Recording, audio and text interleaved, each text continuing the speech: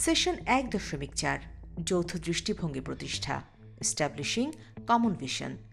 অনুশীলন ১, পাসিং এবং পরিচালনা করার score, passing and moving score.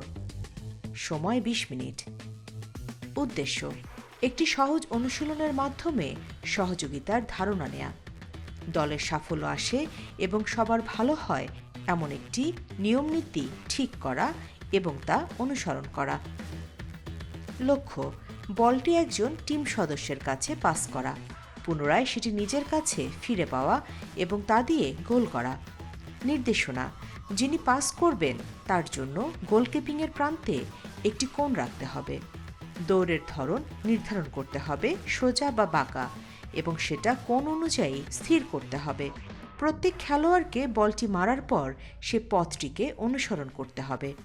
খেলার প্রক্রিয়া: একজন খেলোয়াড় বলটিকে অন্য খেলোয়াড়ের কাছে পাস করে গোল বক্সের দিকে যেয়ে বলটিকে আবার ফিরে পাবে এবং তা দিয়ে গোল করার মাধ্যমে স্কোর করার চেষ্টা করবে।